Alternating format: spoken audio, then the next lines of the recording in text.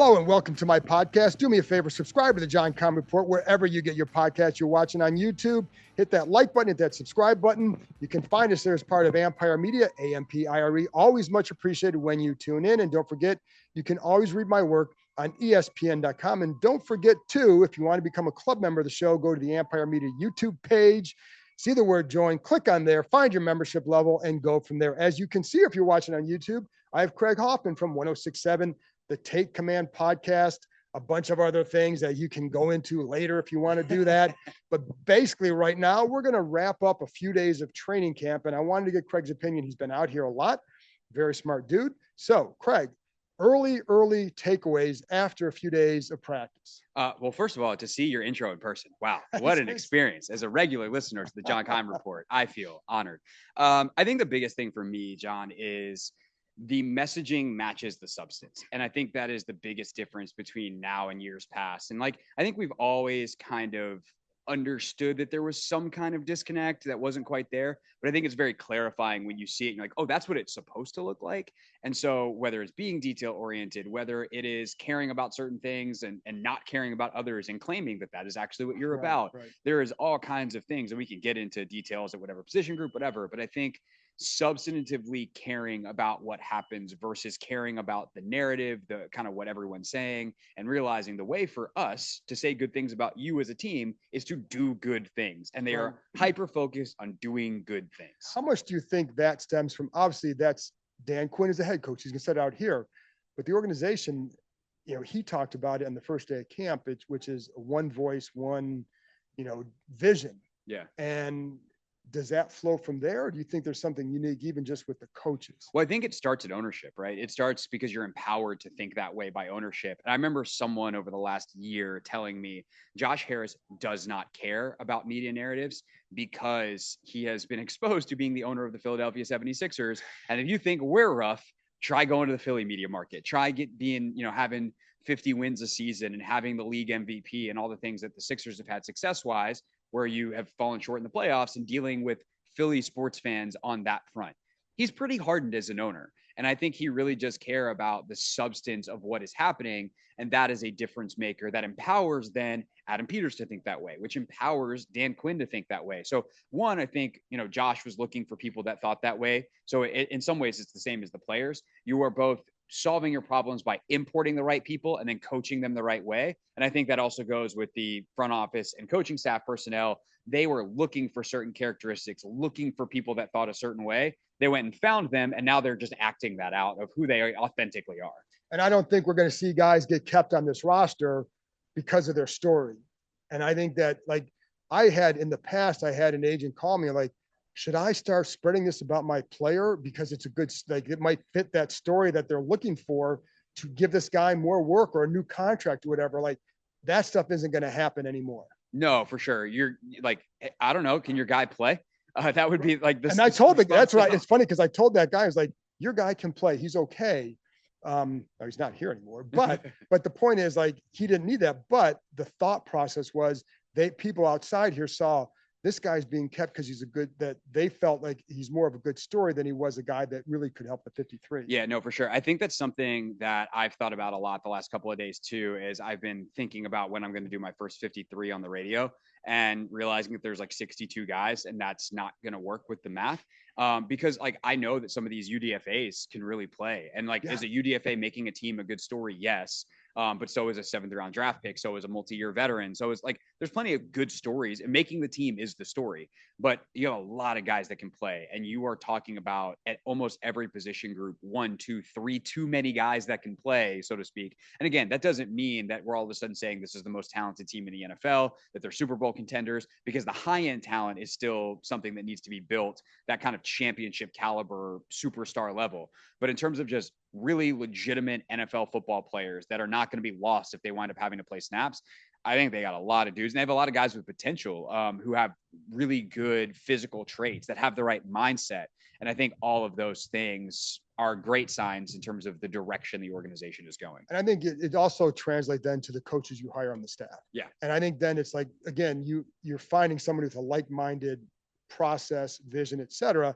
And one of the things that has jumped out when talking to the players is the attention to details, especially with the defensive backs. And I talked to Emmanuel Forbes the other day. I know you talked to St. Juice, and I talked to Quan Martin on the side. And just like the freedom they feel they can have, they can play with, that's part of a mental or mindset, but it's also then within that giving you like, this is exactly what, on this play, you can take this chance, on this route, you can do this, but it's okay if you miss. We want you to go for the ball. So like, but the detail oriented aspect on the stance, Jeremy Reeves told me, like, they're so, like, they're watching the film. It's like the details on the stance, it's different.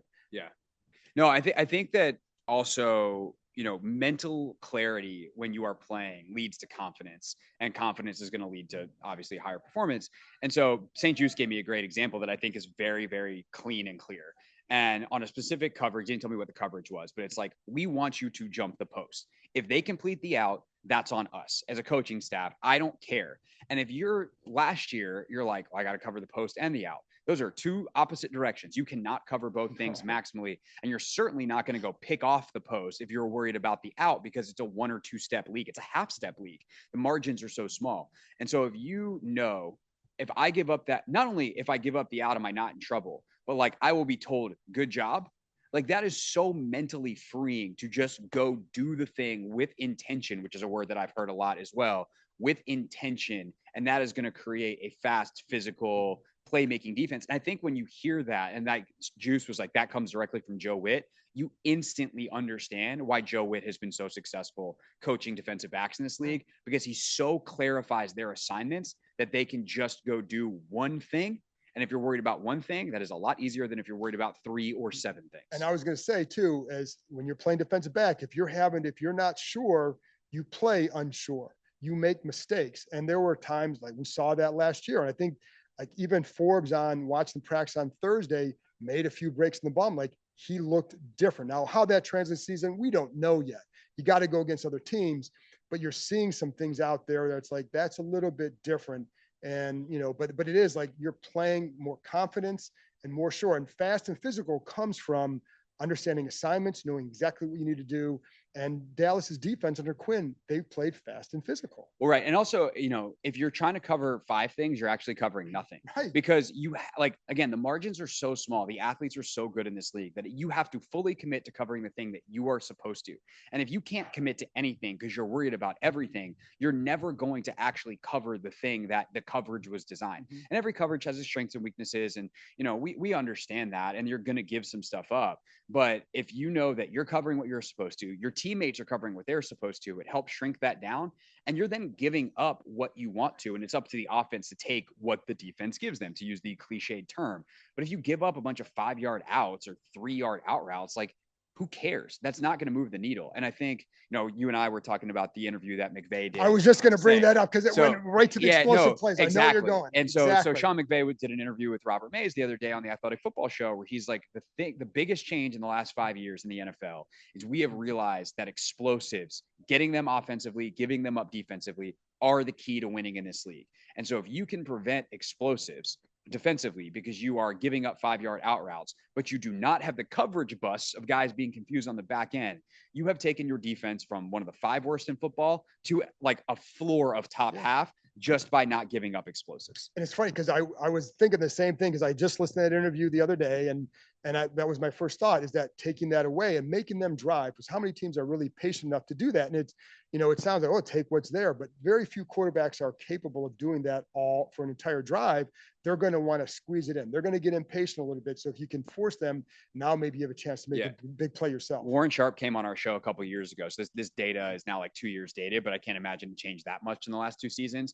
On drives where there was an explosive, so 20+ yard pass or 15+ yard run, they said the likelihood of scoring was 55% based off what they studied. It's 5% when you don't.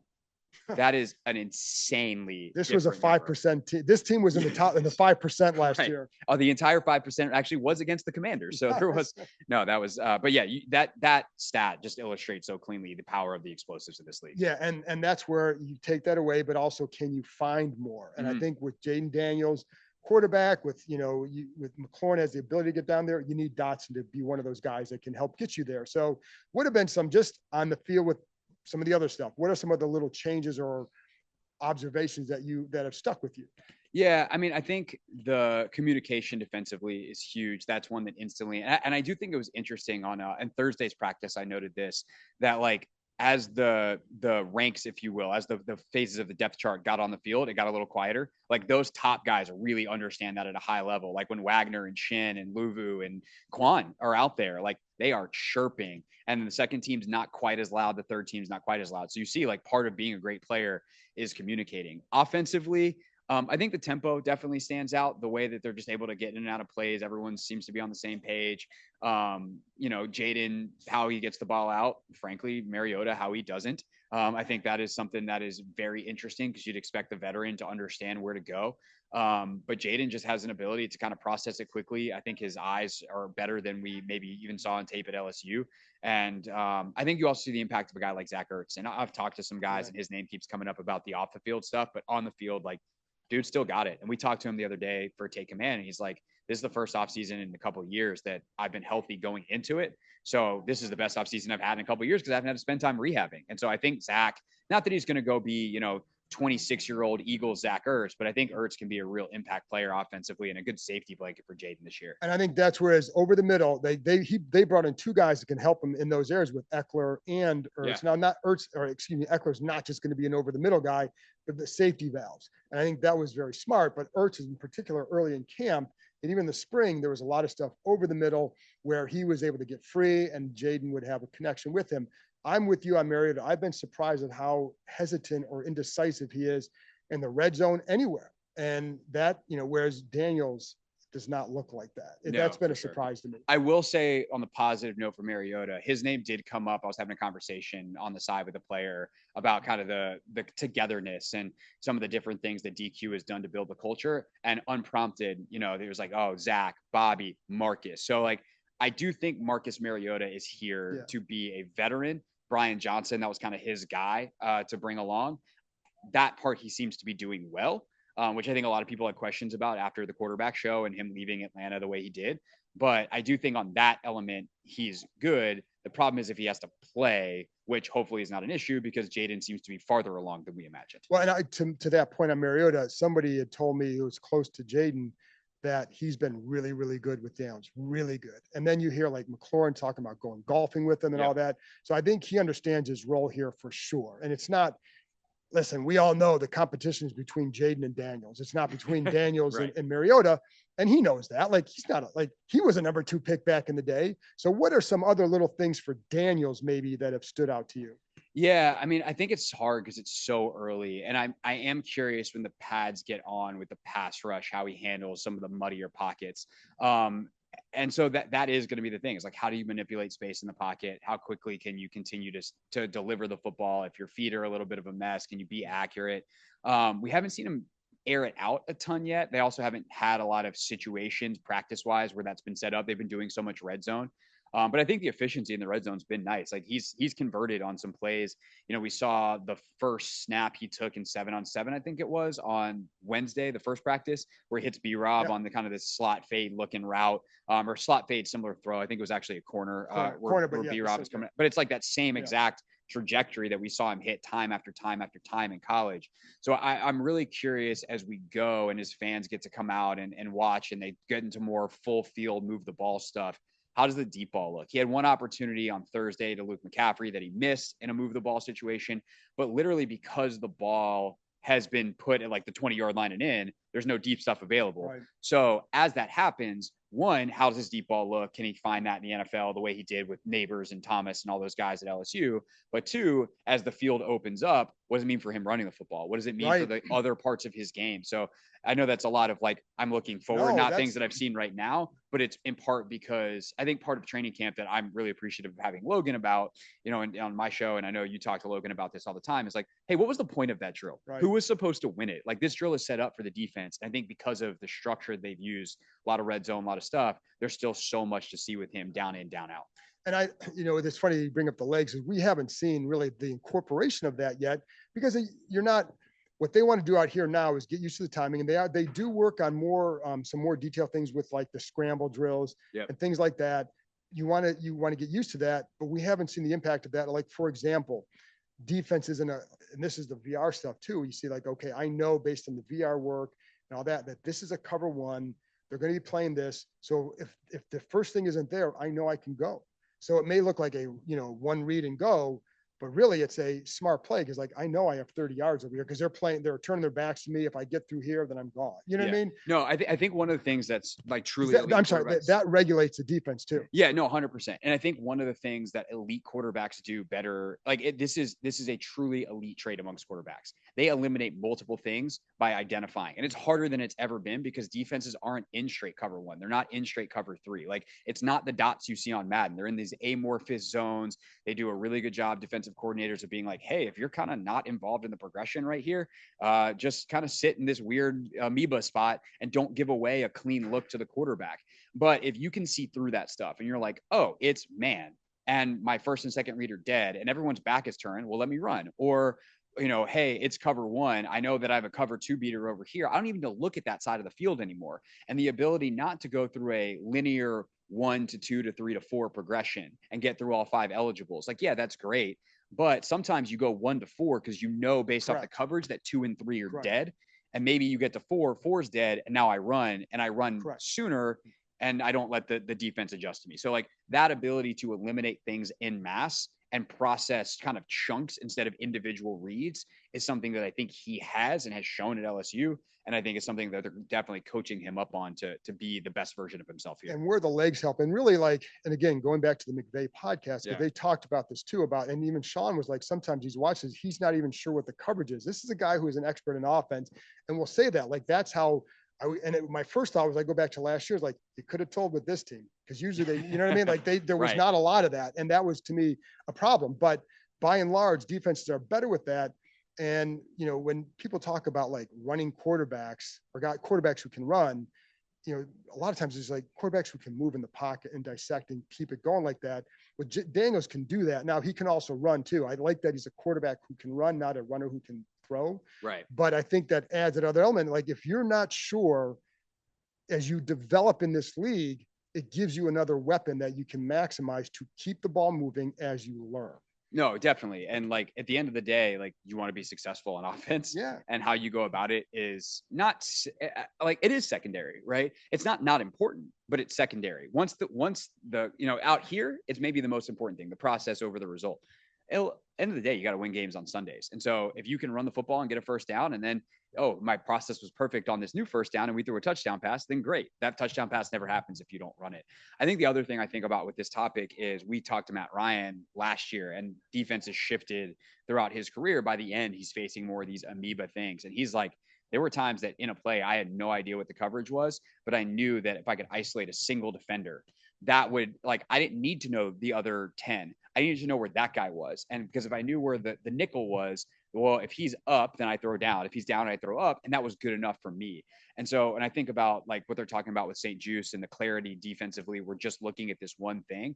Can Cliff create that kind of cleanliness, if you will, that clarity on offense for Jayden to be like, hey man, sometimes you don't know if it's 2, 3, 6, 4, like we don't know what the coverage is, but if you know where that guy is, that guy's open. And I think Cliff has been very, very good at that reputationally throughout his career. Yes. And the motion, pre-snap motion isn't the only indicator to get there because you see a lot of times where there's a pre-snap motion, you think it's man, and then the guy's dropping into zone.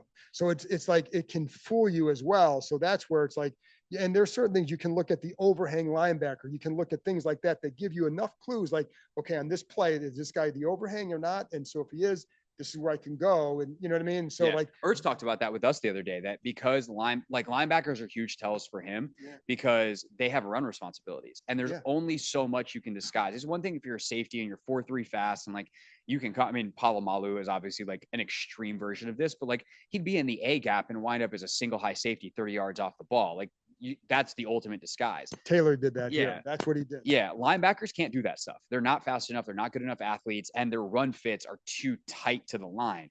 And so Zach was saying like, I can tell certain things by looking at the linebacker because if he is a half yard here, a half yard there, there's only so much he can do because of his run responsibility. And there's only that, thus he is only going to tip off certain number of things. And I know I can beat him to a certain spot if it's, coverage A or coverage B. So I thought that was really interesting. And the linebackers definitely are really, really huge for that.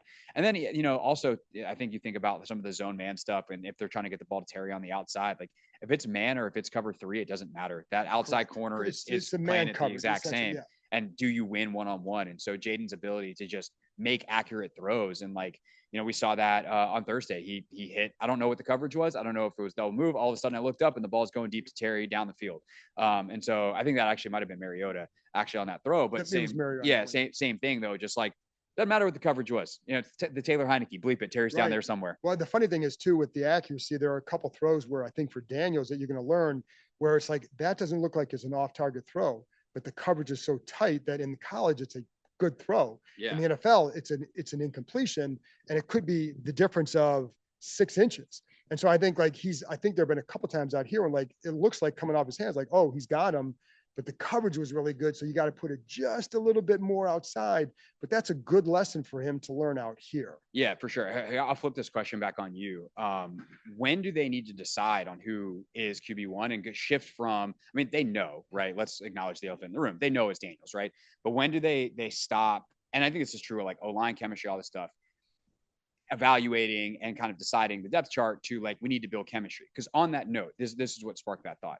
Okay, let's say the throw is 6 inches here, 6 inches there. That is a chemistry thing that can lead to completion, instant tackle versus catch and run situation. Like, when do you start as a team and as an offense, especially developing that chemistry and focusing on preparing for the season versus evaluating? And I think the joint practices is probably a big one. I think I'm curious. To me, the joint practices are the key, because preseason games, you're only going to get so many reps. Right. The joint practices, you get a ton of reps, situational reps that really, I think, reveal a lot more.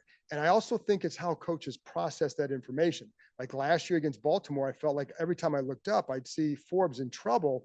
And then I'd hear different things from coaches like, well, that's not really what you're seeing. I think you're trying to see what you want to see. It was almost like I'd go on the driving range for golf, right? I might hit a couple 9-irons that are true and down the middle, nice loft, and then 4 others that aren't. In my mind, I hit these 2 perfect ones. Where do I hit on the course? Like, that's what, you know what I mean? Like, and unfortunately, I was hitting the bad ones on the course too often. I think so to me, it's all how you process that information. But I do think the joint practices are the key, because you're going against a defense, see what he can do. Like you've seen out here, certainly looks good out here, looks better than Mariota for what we're seeing, the results of the play.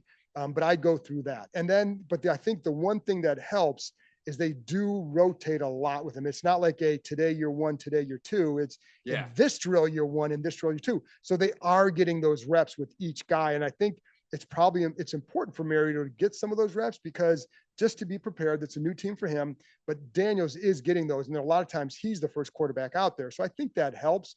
But I think it's after that second joint practice, after that second preseason game, then it's like, then you if you get through those unscathed, I think you come out on the 21st like, this is the guy. Yeah, no, I think so. And then at that point, you try to develop that rhythm and turn those, slightly inaccurate. Maybe it's good enough in college throws to like, all right, let's ball in the NFL. And you got a couple weeks to do that, which is nice. Right. And last thing, anything from Jamin Davis that you've seen as an edge guy, or is it like Quinn said, you're not going to decide this in 1 or 2 days, but have you seen anything there at all? I think it's interesting because what Quinn said Thursday morning was really clarifying of like, we want this guy to be 3rd down, 2-minute.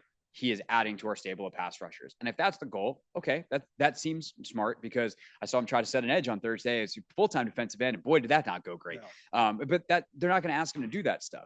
I think the problem right now is they're like, you say that he's not getting any reps at linebacker. He is an edge full time right now. Mm-hmm. And so don't tell us, this is one of those things to go back to what we started. Like, don't tell us one thing and then do another. But I think Jamin Davis could be in a little bit of trouble here, because it's not like they're practicing him at linebacker and saying, oh, in special situations, you'll be here. Like, they're trying to convert him to an edge. And I don't know that it's going as well as it needs to for him to make this team.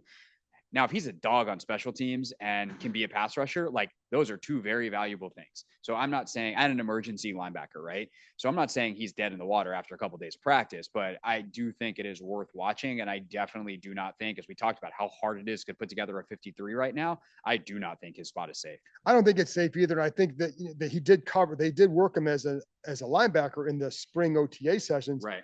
not since minicamp. I haven't seen him there at all. So what did they see there? Because you still need to learn this defense from that spot if they think you're going to have a role there.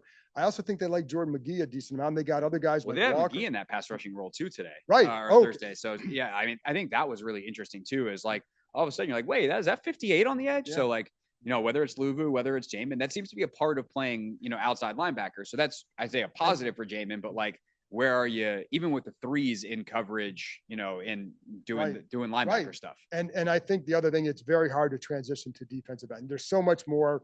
I saw him try to do a couple spin moves, didn't work out. So we'll see. But I think that's going to be one to watch. So anyway, Craig, tell people where you can find all your stuff. Yeah, so 4 to 7 daily on the Team 980, which you can also listen to on the free. They like to tell you that it's free Odyssey app. And then if you can't listen between 4 and 7, we podcast the entire show. And then of course the Take Command podcast. Anywhere you are listening to this podcast or watching this podcast, you can definitely check that out. Well, I guess not on the Ampire page. That'd be cool if we did a nice little collaboration. But on the Team 980 or 1067 The Fans YouTube page, me and Logan Paulson, a couple times a week, talking ball, having fun, making jokes. Some of them are even funny. My kids tell me I'm never, so that's, we'll go there, but that doesn't matter. It's all about annoying them. Anyway, that's it for me. Thanks to Craig for joining me. Thank you for listening. I'll be back on Sunday after practice, wrapping up another day. Talk to you next time.